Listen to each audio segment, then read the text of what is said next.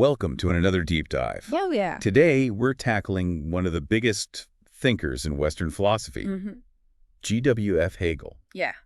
We've got a stack of academic texts here Oh, wow. exploring his ideas about history, Oh, politics, wow. and art. Right. It's interesting. Yeah. Most people know Hegel is important, Mm-hmm. but they're not exactly sure why. That's the thing about Hegel. Yeah. He's both incredibly influential Right. and notoriously difficult to understand. Yeah. He asks us to rethink some of our most basic assumptions about the world. So no pressure then. Uh-huh.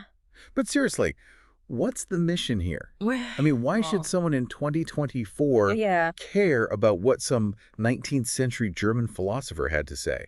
Hegel's not just some dusty old figure from the past. Right. His ideas are surprisingly relevant to the issues we face today, how we Oh, I see. understand history, Hmm. the role of government, Right. the meaning of art in a technological age. Okay, I'm starting to see the connection here. Good. But I have to admit, whenever I hear the name Hegel, Yeah. my brain kind of creases up. I get it. It's like, oh no, not the dialectic again. Hegel can be intimidating, Yeah. but I think we can break down some of these complex ideas Yeah. and make them surprisingly relatable. All right, let's give it a shot. Okay. Where do we even begin with someone like Hegel? Well, believe it or not, Okay. one of the best places to start is with ancient Greece. Huh. Hegel was fascinated by Greek culture, Okay. especially their art and philosophy. So he was one of those it all goes back to the Greeks kind of guys. In a way, Yeah. yes. Oh, wow. He saw ancient Greece as this model of harmony Okay. between reason and feeling, something he felt was missing in his own time. Okay. He even thought parallels between Greek tragedy Yeah. and the political turmoil of the French Revolution. Wow, I never thought about it like that. Yeah. But what about other philosophers? How did Hegel fit into the broader intellectual landscape? Hegel was deeply engaged with the work of other thinkers, Okay. like Kant and Fichte, Mm.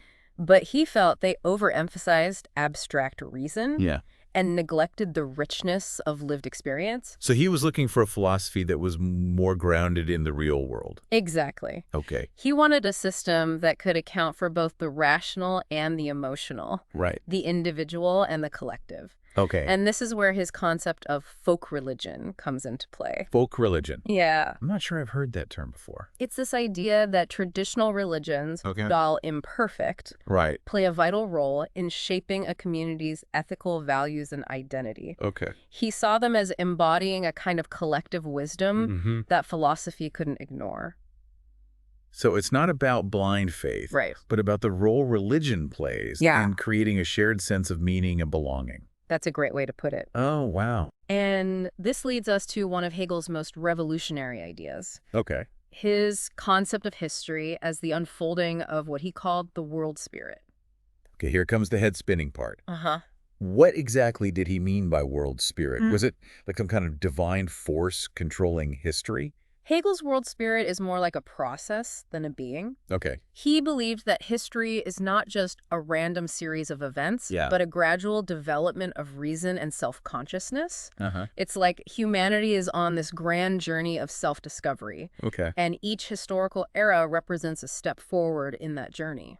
So for Hegel, history has a direction, a purpose. Yeah. It's not just chaos and random events. Precisely. And this is where his idea of the dialectic comes in. Right. Hegel believed that this progression of history Yeah. is driven by the clash and synthesis of ideas. The dialectic. Yeah. All right, this is the part where I usually get lost. Uh-huh. Right. Can you break it down for me in a way that even I can understand? Think about it this way. Okay.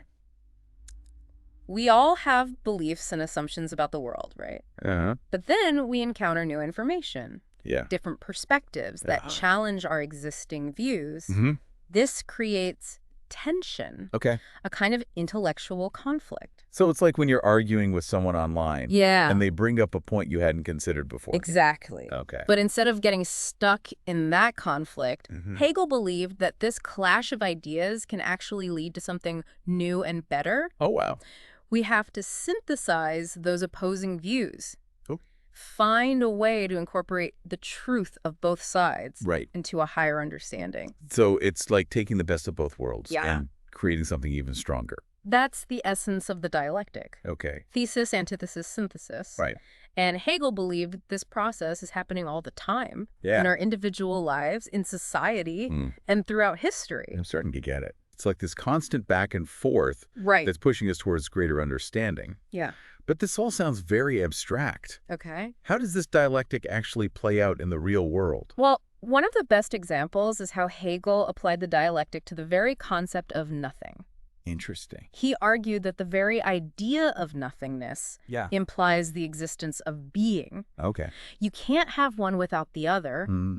They define each other. Whoa, okay, that's pretty mind-blowing. Yeah, So even the most abstract concepts are connected through this dialectical process. exactly. Oh, yeah. And this is what makes Hegel so fascinating. He's Yeah. showing us that everything is interconnected, Right? that even seemingly opposite ideas are part of a larger whole. I'm starting to see why people are still talking about Hegel today. Yeah. These ideas are just as relevant in the 21st century as they were in the 19th. Uh-huh. But I have to ask, Okay. if everything is constantly changing and evolving through this dialectic, Yeah. what does that mean for the nature of reality itself? You're getting to the heart of Hegel's idealism. Okay. This is where things get really interesting and maybe a little controversial. Hegel believed that reality itself has the structure of self-consciousness. Now, this doesn't mean that the physical world is an illusion, but rather that it's an essential part of how spirit comes to know itself. Oh, okay, I think I'm following you. Mm, So the world isn't just some random collection of stuff, but it's part of this larger process of spirit becoming aware of itself. that's a great way to put it. And for Hegel, this process is driven by the dialectic. We see it unfolding in history and politics, even in art. Speaking of politics, I'm curious about how Hegel's ideas applied to the way we govern ourselves. I mean, his philosophy seems pretty complex. How does it translate into something like a political system? Well, you're right. Hegel's political philosophy is complex. But one of his key ideas is that the state is the highest form of ethical life. He saw it as embodying the spirit of a people, their history, and their values. So it's not just about laws and institutions, but about something more profound, like a shared sense of purpose. Exactly. And for Hegel, the state played a crucial role in realizing individual freedom. He believed that true freedom wasn't about doing whatever you want, but about participating in and contributing to the ethical life of your community. That's an interesting perspective. It almost sounds like he's saying that individual freedom is only meaningful within the context of a larger community. I mean, today we often think about freedom as being independent, doing your own thing. Hegel definitely challenges that individualistic view of freedom. He believed that we find our true selves through our engagement with others, through participating in shared values and institutions. So the state for Hegel isn't this oppressive force that limits our freedom, but something that actually helps us realize our full potential as human beings. That's how he saw it, though. I think it's important to acknowledge that some people have interpreted Hegel's ideas in ways that justify authoritarianism. It's something we need to be mindful of.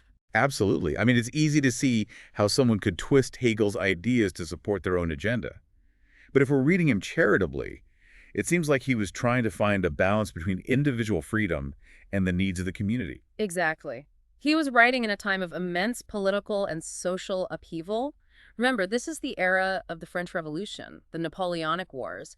People were grappling with how to create a stable society while still respecting individual rights. So Hegel was trying to find a middle ground between the chaos of anarchy and the stifling control of tyranny. That's a great way to put it. And I think that tension, that struggle to find the right balance between individual and collective is still something we're dealing with today. I completely agree. You can see it in debates about everything from healthcare to free speech. We're constantly trying to figure out where to draw the line between individual liberty and the common good. And that's why Hegel is still so relevant. He's forcing us to think deeply about these fundamental questions of political life. This has given me a lot to think about. But I want to shift gears for a moment and talk about something that might seem a bit lighter art. Where did that fit into Hegel's philosophical system? Hegel had some fascinating and even somewhat controversial ideas about art. He actually believed that art in the modern world was losing its power to express the deepest truths. Wait, really? That seems counterintuitive. I mean, there's so much incredible art being created today. Music, film, visual arts. How could he say that art is losing its power? Hegel saw art as fundamentally connected to religion, both attempting to grasp the infinite, the absolute. But he believed that as our understanding of the world became more rational and scientific, art's ability to capture those profound truths diminished. So it's like science was encroaching on art's territory, providing explanations where art once offered mystery and awe. That's a great way to put it. Hegel argued that in earlier eras, like the time of the ancient Greeks, art played a more central role in shaping people's understanding of the world and their place in it. So he's saying that art had a different function back then. It was more integrated into the fabric of life. Exactly. Think about Greek tragedy, for example. It wasn't just entertainment. It was a way for people to grapple with the big questions of fate, justice, and the human condition. And for Hegel, that kind of connection between art and the deepest truths about life was fading away in the modern world. That was his argument. He believed that as science and reason advanced, art was becoming more focused on individual expression and emotion rather than trying to capture those grand universal truths. So he saw this shift as a kind of end of art in the traditional sense. Yes, though it's important to understand that he didn't think art was becoming irrelevant. He simply believed it was evolving, taking on a new role in the modern world. I'm really curious about this new role he envisioned for art. What did he think art would become in this more modern scientific age? To understand that, we need to look at his theory of art history. Hegel divided art history into three stages: symbolic, classical, and romantic. Okay, I remember those terms from art history class, but I'm a little fuzzy on the details.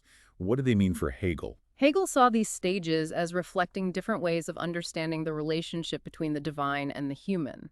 In symbolic art, like ancient Egyptian hieroglyphics, the divine is represented through abstract, often mysterious, symbols. So it's like art is trying to point to something beyond our full comprehension. Exactly. Then you have classical art, which Hegel saw as exemplified by ancient Greece.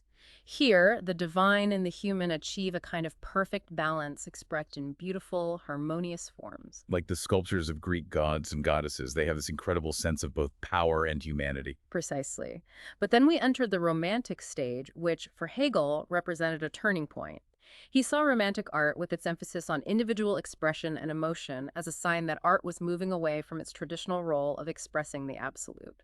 So romantic art is more about subjective experience than objective truth. You got it. And for Hegel, this marked a kind of end of art in the traditional sense. He believed that art would continue to evolve, but it would no longer hold the same central place in our understanding of the world as it did in previous eras. That's a pretty provocative idea. Yeah. But I'm still not clear on what role he saw for art in this new era. If it's not about expressing the absolute, what is it about? Hegel believed that even in this ended state, art could still provide us with profound insights into the human condition. It could explore the complexities of individual experience, the struggles and triumphs of the human spirit, even if it couldn't offer us a direct connection to the absolute. So it's not about losing his power entirely, but about a shift in focus. Exactly. And this is where Hegel's ideas about beauty come in. For him, beauty wasn't just about pleasing forms or subjective preferences. It was about the expression of spirit, the embodiment of meaning and purpose in the material world. So even a seemingly simple work of art can hold deep layers of meaning if we know how to look for them. That's a great way to put it. Hegel's aesthetics are all about finding those deeper layers, about understanding the connection between form content and the expression of spirit. Wow, I'm starting to see how all these different pieces of Hegel's philosophy fit together. The dialectic, the world spirit, his ideas about art and politics. It's like this grand, interconnected system. That's one of the things that makes Hegel so challenging and rewarding. His philosophy is like a vast tapestry full of intricate connections and unexpected insights. But with all this talk about the world spirit and the unfolding of reason, I have to ask, what's the end game? What's it all building towards? You're asking about Hegel's concept of absolute knowledge. This is where things get really interesting and maybe a little mind-bending. Hegel believed that through this process of history, through this constant clash and synthesis of ideas, reason would eventually arrive at a complete understanding of itself and the world. He called this absolute knowledge. Absolute knowledge. That sounds pretty ambitious. Is he talking about like some ultimate truth, a final answer to all the big questions? In a way, yes. But it's not like finding a single equation that explains everything. Hegel's absolute knowledge is more about a state of complete self-consciousness, where reason fully comprehends its own development and its relationship to the world. So it's not just about knowing a bunch of facts, but about understanding the process of knowledge itself, how we came to know what we know. That's a great way to put it. It's like becoming aware of the entire history of thought, all the struggles and triumphs that led to our current understanding of the world. But is this something that's actually achievable? I mean, could any individual ever possess this absolute knowledge? That's a question that sparked endless debate among Hegel scholars. Some believe that absolute knowledge is something we can actually attain in this lifetime, while others see it as more of an ideal, a goal that drives the progress of So reason. it's like a philosophical North Star, something we strive towards even if we never quite reach it. Exactly. And even if we never fully grasp this absolute knowledge, the very act of striving for it, of engaging in this dialectical process of learning and growth, is what makes us truly human. That's a really inspiring way to think about it. So even if we never have all the answers, the journey itself is what matters. That's a core element of Hegel's philosophy. He was less concerned with finding definitive answers and more interested in understanding the process by which we arrive at knowledge, how our understanding of the world is constantly evolving. This deep dive has definitely given me a lot to think about. It's like Hegel is giving us a new set of lenses through which to view the world, a way to see the connections between things that might have seemed unrelated before. And that's one of the most valuable things about studying philosophy. It's not just about learning a set of doctrines or theories. It's about developing a new way of thinking, a more critical and nuanced perspective on the world. Absolutely. It's like he's saying, don't just accept things at face value, question your assumptions, engage with different perspectives, and embrace the messiness of the dialectic. Hegel would definitely approve of that message. Well, dear listener, we've journeyed through some pretty complex philosophical territory today. We've explored Hegel's ideas about history, politics, art, even the nature of reality itself. And while we've only scratched the surface of his vast and intricate philosophy, hopefully, this deep dive has sparked your curiosity and given you a taste of why Hegel remains such a fascinating and relevant thinker, even in the 21st century. Absolutely. And remember, this is just the beginning of your exploration. If you're intrigued by what you've heard today, there's a whole world of Hegelian thought out there waiting to be discovered. So keep diving deep, keep questioning, and keep those intellectual gears turning. Well said. And who knows, maybe someday you'll achieve that absolute knowledge Hegel was talking about. Or maybe not. The journey will be fascinating either way. Thanks for joining us on this deep dive. Until next time, happy learning.